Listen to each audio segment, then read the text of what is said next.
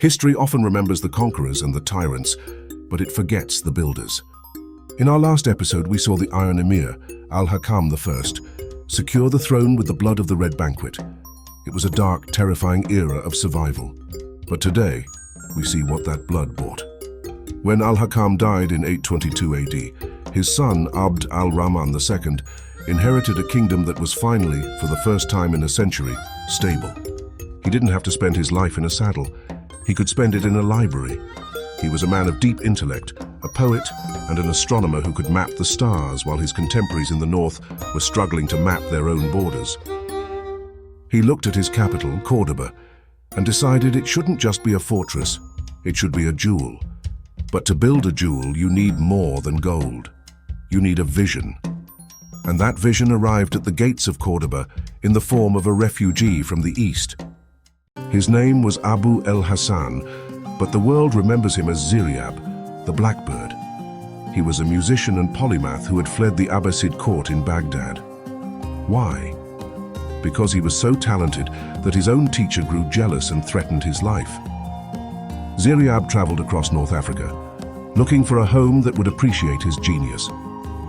When he arrived in Al-Andalus, Abd al-Rahman II personally rode out of the city gates to meet him, an unheard-of honor for a musician. Ziryab was the world's first true trendsetter. He didn't just bring music, he brought a code of living. Before Ziryab, the elites of Cordoba ate like warriors, haphazardly and heavily. Ziryab introduced the three-course meal, starting with a light soup, moving to a hearty meat or fish, and ending with the sweetness of fruit and nuts. This wasn't just about taste, it was about the science of digestion. Contrast this with the courts of Northern Europe. In the halls of the Frankish kings, men sat in drafty stone rooms, tearing at half-cooked game with their bare hands, throwing the grease-soaked bones to dogs on floors covered in rotting straw that hadn't been changed in months. In Cordoba, they were using fine linen tablecloths and crystal glassware. Ziryab taught them that dignity was found in the details. He introduced seasonal fashion, white linens for the summer and dark silks for the winter. He even introduced the world to deodorant and toothpaste, arguing that a person's dignity was reflected in their scent and their smile. For the first time in Europe, style was seen as a branch of civilization. But how do you support a city of 500,000 people in the dry, scorching heat of southern Spain? This is where the Moorish engineering becomes almost supernatural. While the rest of Europe was carrying buckets of water from muddy rivers, the engineers of Abd al-Rahman II were mastering hydraulics. They built the Noria, massive 40-foot water wheels on the Guadalquivir River. Using nothing but the natural current of the river, these wheels lifted thousands of gallons of water into a series of elevated aqueducts. This water didn't just flow into the Emir's palace, it flowed into 900 public baths, hammams. Cordoba was a city where even a commoner could be clean. This was a direct rebuttal to the contemporary view in Northern Europe, where bathing was often seen as a dangerous vanity. Some monks famously boasted of never letting water touch their skin for years, believing that holy dirt was a sign of piety. In Al-Andalus, cleanliness was a requirement of the faith. While the civilized world of the north smelled of unwashed wool and open sewers, Cordoba smelled of rosewater and jasmine. How did they make the world cool without a single watt of power? They used the science of evaporation.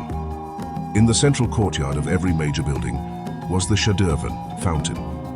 Moorish engineers calculated the exact height and spray of the water to maximize the surface area exposed to the air.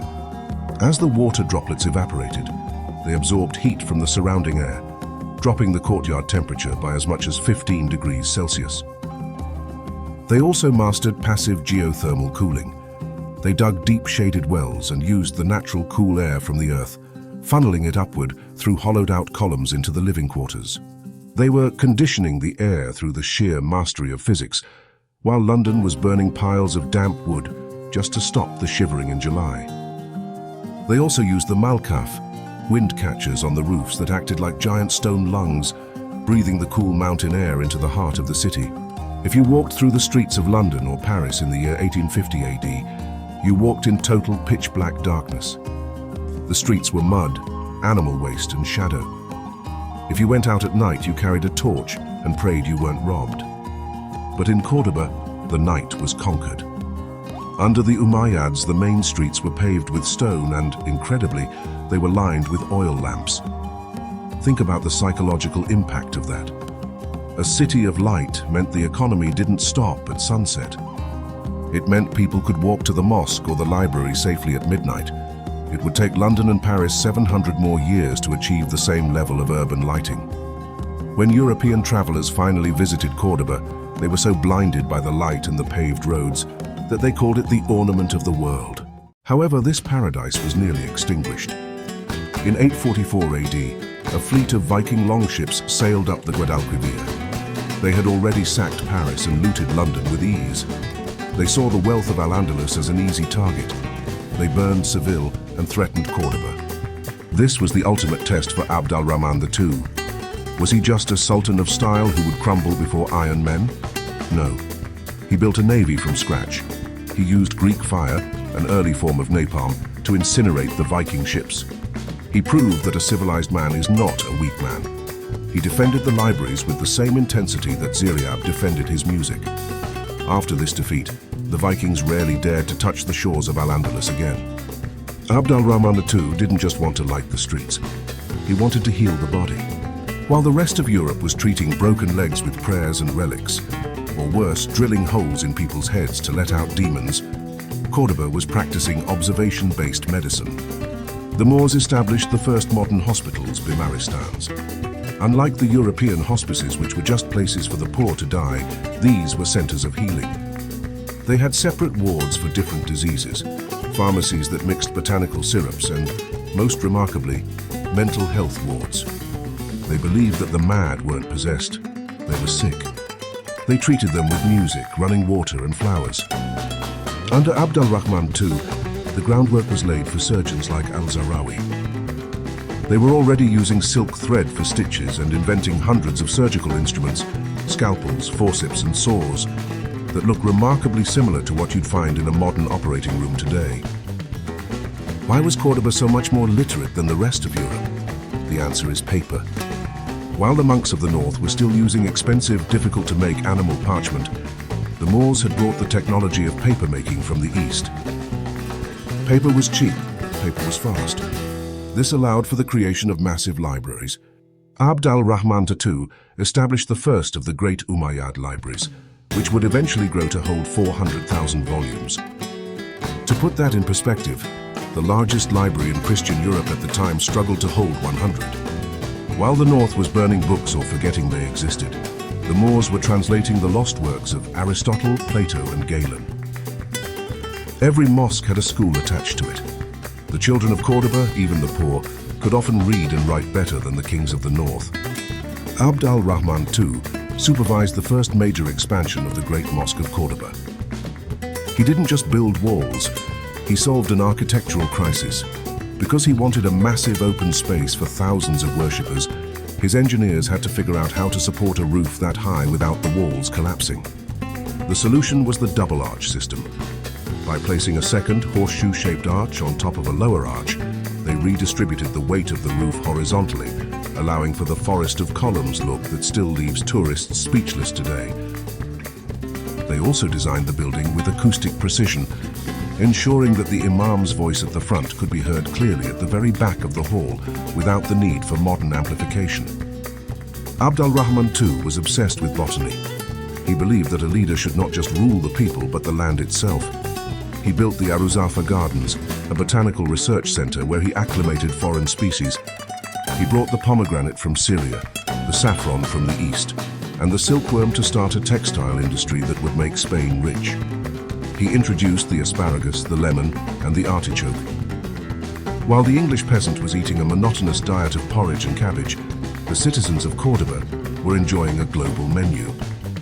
He turned a dry peninsula into a lush green paradise, using gravity-fed irrigation systems that were so advanced they are still used in parts of Spain today.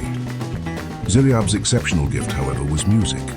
He added a fifth string to the ode. He said the first four strings represented the four elements, fire, water, earth, air, but the fifth string represented the soul. He founded a music school that was the first of its kind in Europe. He taught his students that music wasn't just for entertainment. It was a science of the heart. He believed that certain melodies could harmonize the humors of the body and heal the mind. He even introduced the use of an eagle's quill instead of a wooden plectrum to give the music a softer, more heavenly sound. This ode, with its 5 strings, would eventually evolve into the Spanish guitar, the heartbeat of Spain's identity to this day. Why does all this matter? Why talk about fashion and plumbing in a history channel? Because al-Rahman too understood a truth that we often forget. A civilization is defined by how it treats the human body and the human mind. By giving the people streetlights, he gave them safety. By giving them baths, he gave them health. By giving them music and libraries, he gave them a reason to be proud of their city. He proved that the dignity of a nation isn't just found in its army, but in its refinement. He showed that when you hold the world in your palm, you shouldn't just squeeze it. You should plant a garden in it. He reminded us that while the rest of the continent was wallowing in what we now call the Dark Ages, Cordoba was a lighthouse. It was a place where a man was judged by the depth of his library and the cleanliness of his robe, not just the length of his sword. So the next time you eat a 3-course meal, or look at a street lamp or hear the strum of a guitar, remember the refugee named Ziryab and the Sultan named al-Rahman too. They didn't just invent these things, they invited them into Europe. They showed the world that even in the Dark Ages, there was a place where the light was always on. The Iron Emir had built the walls, but al-Rahman II built the paradise inside them. He took a frontier province and turned it into the center of the world. Is a civilization truly great if it has a powerful army but no streetlights? Or is the true measure of a kingdom the quality of life it provides for its poorest citizen? Let me know in the comments.